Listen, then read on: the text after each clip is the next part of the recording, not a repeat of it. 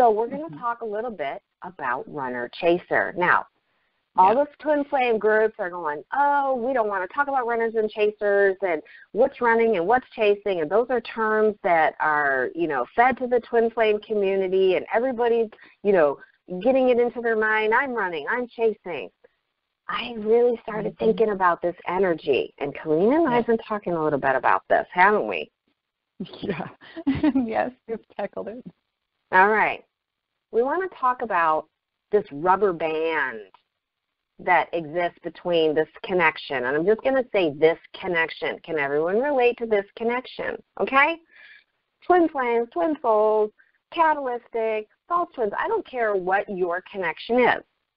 If you've had this catalytic, heart-opening connection that is shifting your world and spinning you around and throwing you down on the ground and stomping on you and asking you to step up, that's what it feels like, right?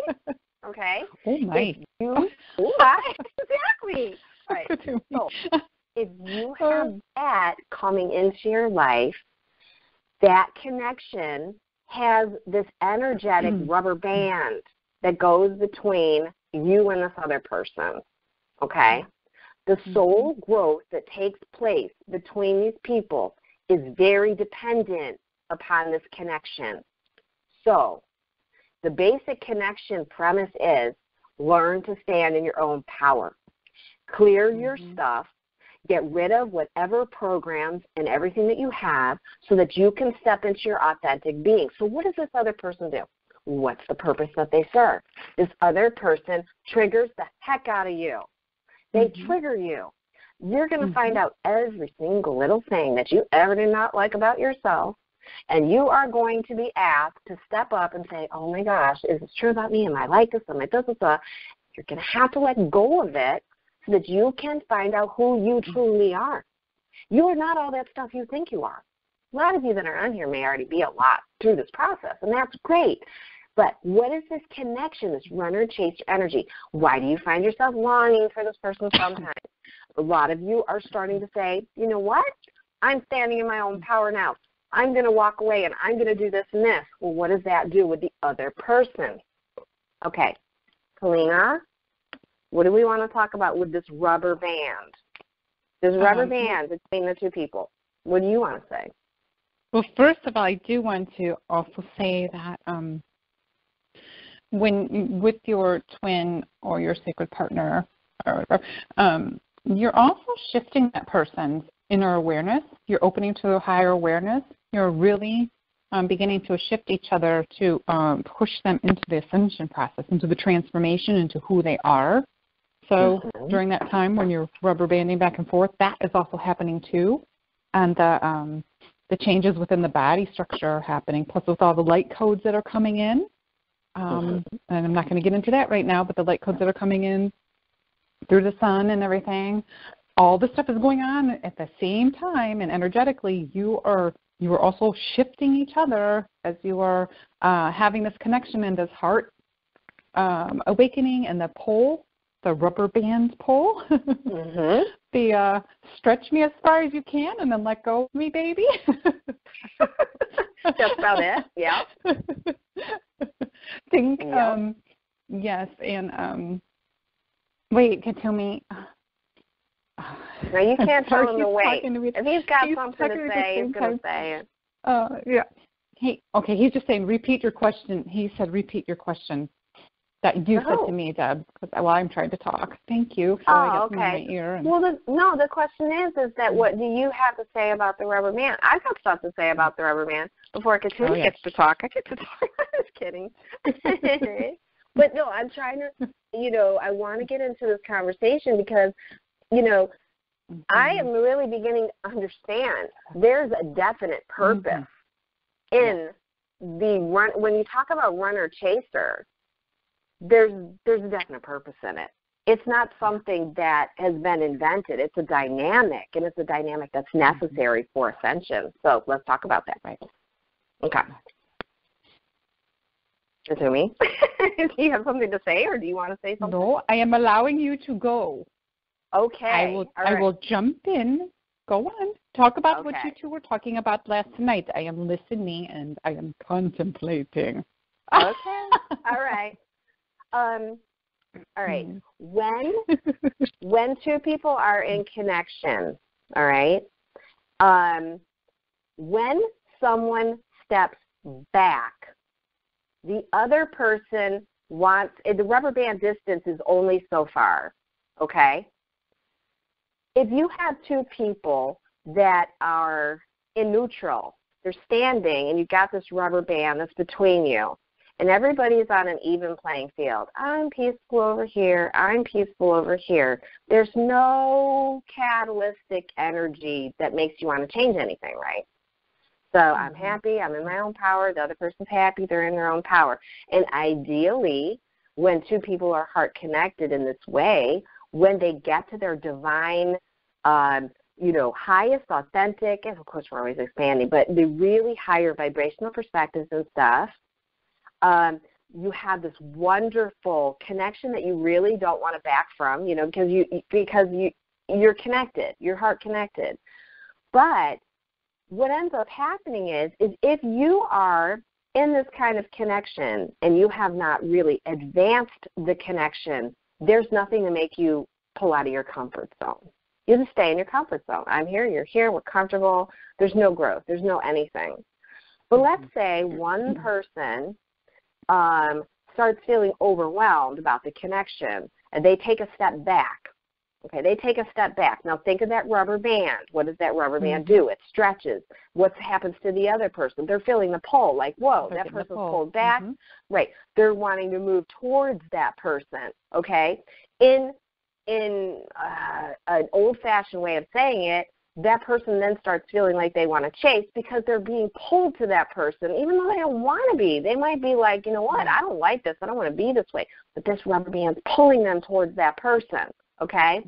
The objective is for that to act as a catalyst for the person that's stationary, the other person's pulled back, the person that's stationary, that's a catalyst for them to say, uh-oh, I don't like this feeling. I got to fix this within myself so that I don't feel that pull. Now, the person that's pulling back is also feeling a pull, all right? Now, if that person who's being pulled starts stepping towards that person to ease that rubber band, then that person that has pulled away says, whoa, I want to pull away again. And then that person steps forward to take the ease away from that stretched rubber band. You see what I'm saying? They're closing the distance. As that happens, that's the runner dynamic. That's the runner dynamic. The runner is just trying to close the gap to make that rubber band more comfortable. Well, if I just call them or text them, I'll feel more comfortable. Whatever it is. But the way that this dynamic works in an ascension process is that person is standing still, okay, the one that this other person's pulled back.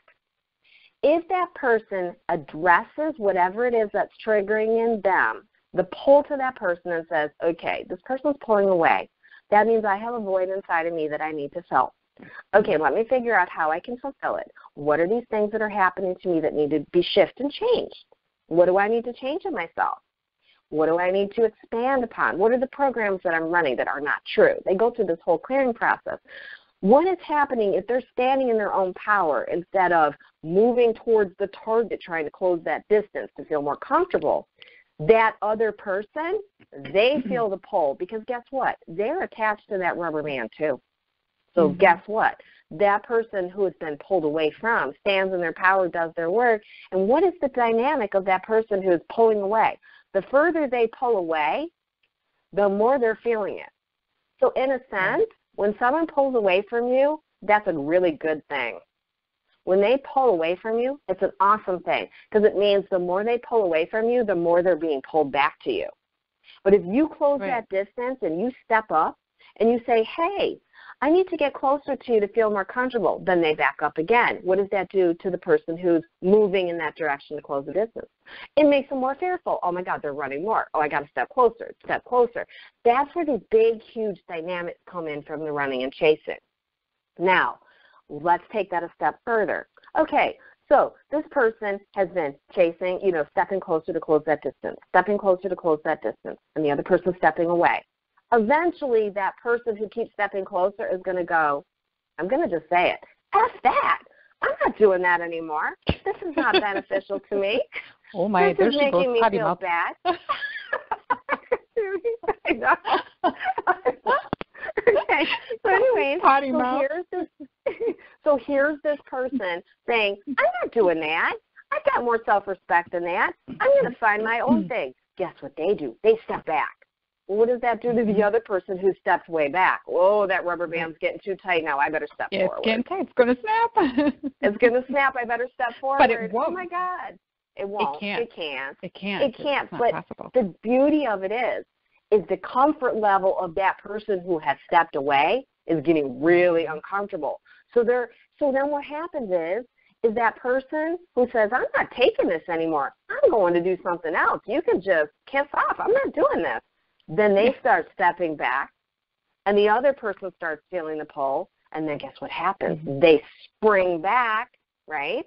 Mm-hmm. And then the other person who said, I'm standing in my power, becomes a runner. I'm not doing that with you. No, I've been down that road before, mister. I'm not doing that, or miss. And then that person's going, well, I'm standing right here. And then they're like, oh, you're back. And then it's like, oh, let's get together. Let's have a wonderful time. Whoever has the problems, go ahead. You're going to interject something?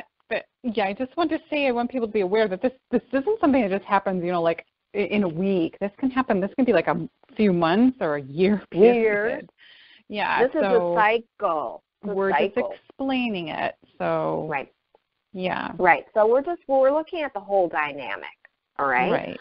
So now you've got one person that's like, and I know there's been a lot of the divine feminine that have been at that place. You know what? I'm starting to really be in my own skin because I've cleared my stuff, and I feel really good about myself, and I feel comfortable. And what they're finding is that the divine masculine stepping back up a little bit because they don't feel that chaser energy. In fact, they're starting to feel the pull in the other direction, like, oh, this person's really attractive, because they've got the heart connection anyways. So then they step forward. Mm-hmm. Yeah, and there's a lot of the divine feminine. We are very confident in ourselves. We've gone through the rising of the divine feminine with the downloads and the light codes and everything that we've had to go through over the last, 20-something years, that all this stuff has been coming in and shifting the women to stand into their power. Women and divine feminine. It doesn't always have to be women. Yes. Right. Divine feminine, yes. So that energy of it. So they, from that, they're standing and a lot of them are very aware, very open. Many are awake and they're standing in their true self. They're in their true form. Right. And they're very confident in their being their true self, like I am. I'm very confident. I don't hold anything back anymore. But if the person that if your counterpart is not as awake as you, or not awake, or doesn't even know what's going on, or maybe you won't even discuss the twin issues with them because they're not awake, or maybe they're sensitive to it. They don't really know what's going on. And they don't need to. That's the thing I really think about. They don't need to know anything. Every single being is being affected by ascension. The light codes are hitting every single person. They're going to wake up no matter what you do. They're going to wake up. Everyone's waking up. Yes. So that's what you got to know. You've got, if you're listening to this call, you're an active participant in this, and you're trying to understand it, and you're trying to get further on this path, and you're trying to, hopefully, if you knew that this call was going to be about runner chaser energy, you're trying to get a little bit of a handle on, how does this work in my benefit? Because what I've really discovered is that this dynamic is actually part of the process. It's actually necessary, to help you grow. Because, like I said, if you're heart connected with someone and you're in a distance, you have a certain comfortable distance, and there's nothing pulling at either person, no one's got to make any changes. Oh, I'm happy, you're happy, okay, we're fine. Unfortunately, we're all running a bunch of programs that we came into. When we incarnate into a body, we take on all those familial templates to be here. It doesn't matter how evolved you've been before you got here. When you take on these templates, you're running these programs whether they belong to you or not. So you came in here to clear some of this stuff, and so that's what your job is. That's what you have to do. So this runner-chaser dynamic is all about continuing to give people motivation to grow. To grow all right? own awareness. I would like to say something. Okay. Okay. Yes, go ahead. Get to me. All right.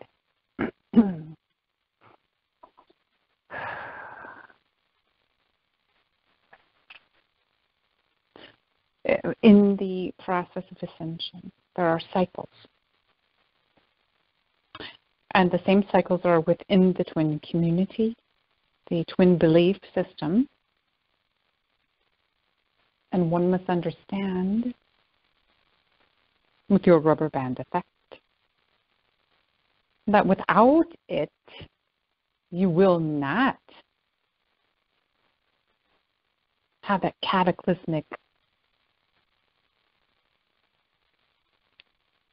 cycle that is needed to progress forward in your ascension process, in the transformation of your soul. Every single twin relationship is going to have a cataclysm, a catalyst, Each person will trigger the other. And many times,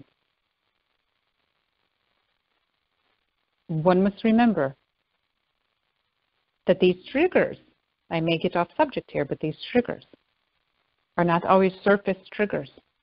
They are very deeply rooted.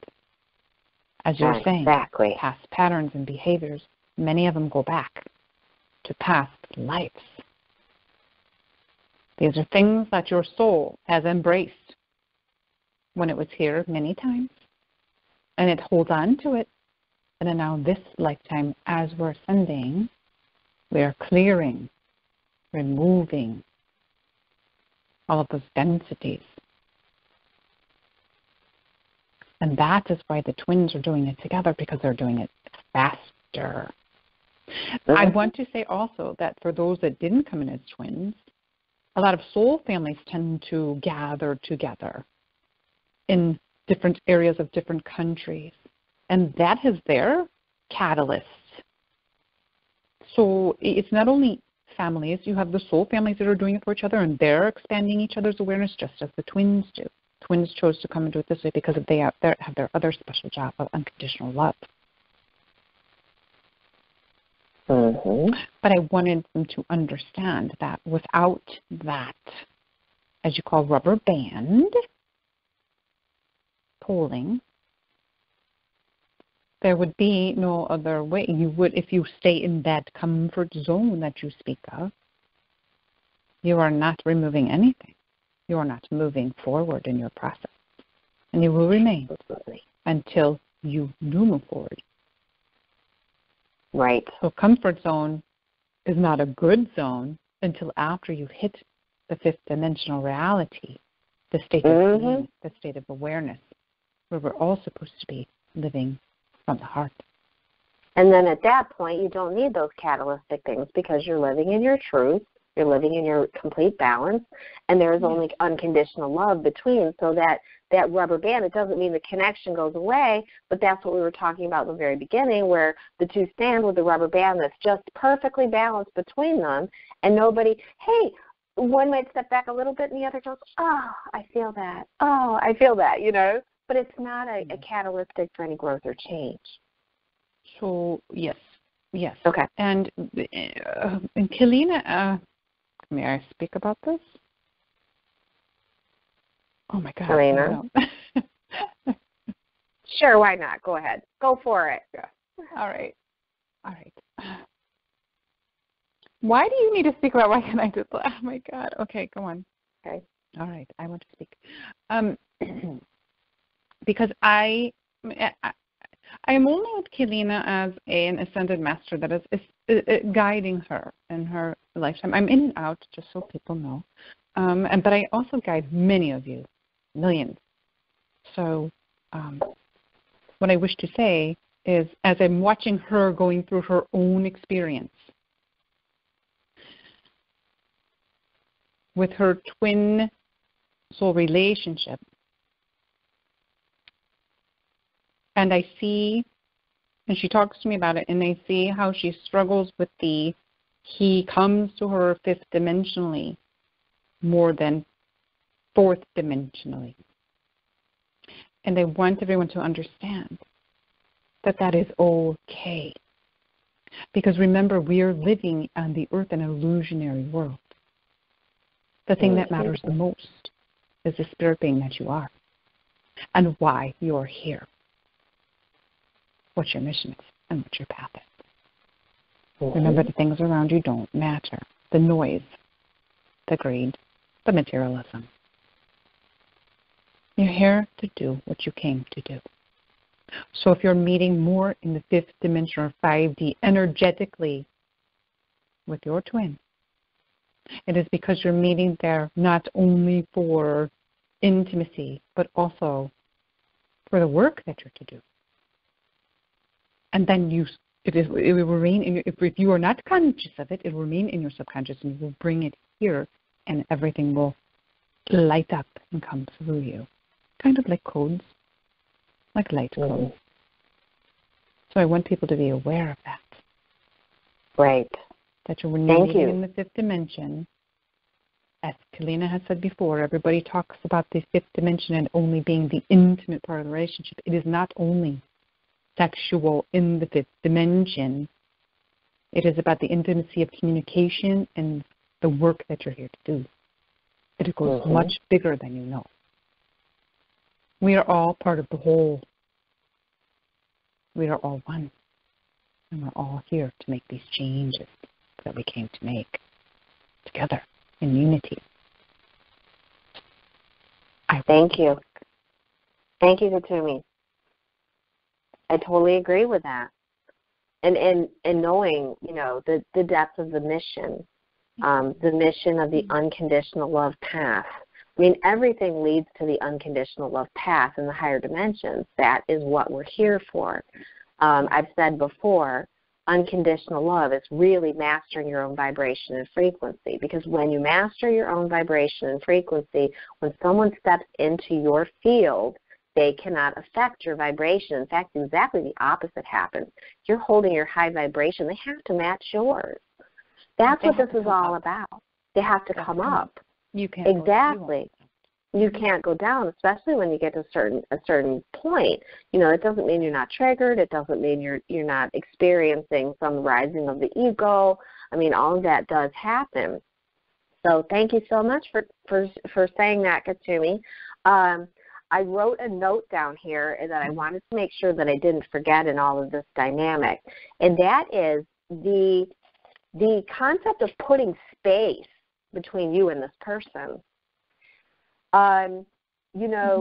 If there is this rubber band effect and that person is extremely comfortable with where they sit, you may not be actually putting enough space between you and that person. And what I mean by that is you're not stepping back spiritually, emotionally, playing games or anything. But as you start stepping into your own knowing and your own truth, you start taking, time for yourself, and that person is going to start showing up for you more. They're going to. If this is the heart connection string, they're going to be pulled back to you. The important thing to note is that if you're consciously aware of this connection, and you become wise to it, you also can literally put space between you and that person for your own benefit and for their benefit. Because if that person is just sitting at this comfortable distance, there's no stretch, there's no anything else, you're giving them absolutely no catalytic experience to shift at all.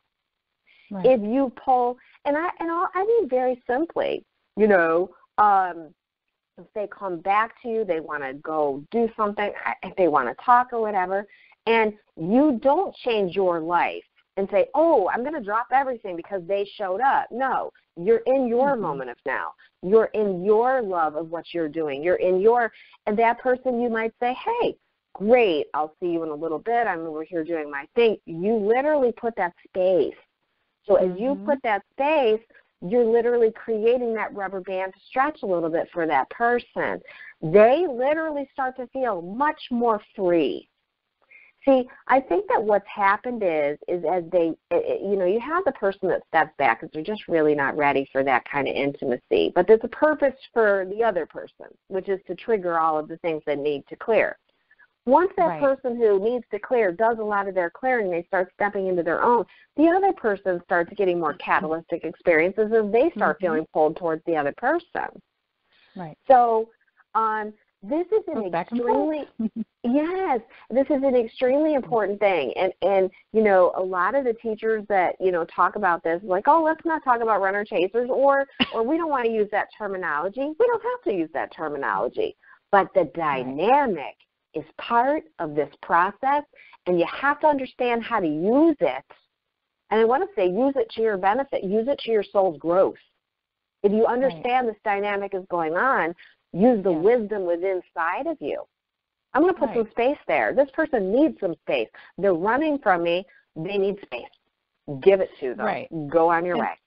Yeah. Yes. Go ahead. It's great because it's part of the process, but it's also it's the part of clearing and releasing that we have to do to remove those triggers that we have, to remove all of those roots from the system, all the patterns and stuff. But also, one thing that I keep trying to teach like my clients is that be grateful for the experience and be grateful for the catalyst, because if that person was not in your life, you would not be clearing these things and you would not be moving forward. It's so important to be grateful, not to be angry, to stay out of those emotions and out of the emotional body. This is about clearing all of the 5 bodies. And when I work on the healing and stuff with people, I'm like, okay, I can remove these energy blocks, but you're going to have to do the work. And it's going layer by layer, and it's removing the stuff out of all of your bodies, your emotional, your spiritual, your physical, and all of them. So it's very scientific as well. It's not just, we're a couple and we're, going back and forth with the rubber band and we're love. It's scientific as well to clear the densities out of everything, to clear your bodies, to cleanse your soul, and you're cleansing Mother Earth as well. And they consciousness. Because as you start to get a higher perspective, you can almost see the different bodies involved in different things. I mean, I have been just, this is a year of manifestation, and I have been manifesting everything I've been working for 4 years. And the speed with which things are coming at me is incredible. And, when your body is under that kind of, I don't want to say it's not pressure as in a negative, but it's in this expansion, this incredible expansion and mastery of, wow, I'm creating this. I can see this. I'm creating this. Oh, this is the end of my movie. This isn't the way I chose the ending of this story. This is the way I'm choosing the end. You start to see that. What you start to see is your bodies, the different bodies, the emotional bodies. Some things are emotional triggers. Sometimes they're mental triggers. Sometimes they're physical symptoms that are problematic for certain things. We're working through all of this stuff with Ascension. Awesome. It's a wonderful process. Right. And when you have a trigger, the trigger goes into emotion. It will go into, it'll hit the mental, and then you'll get in that ego and start thinking. And when you're in there thinking and you get upset, then what happens? Your heart starts to hurt, and you'll have that emotional part, and you start to cry, which is releasing anyway. But you have to remember that all that now is affecting the physical body. And then you go into, I just wrote about this too. It goes into the thing, why would somebody be so horrible? Oh, my God, I hate him or her. Why would God do this? That's the spiritual body. You're going through, it's hit, one trigger will hit all of these bodies. It's like a reaction because you reacted to the trigger. And that's where we want to actually, instead of reacting, receive the trigger, know what you have to do to release and clear everything. And then your body doesn't have to go through all of that pain. There doesn't have to be pain.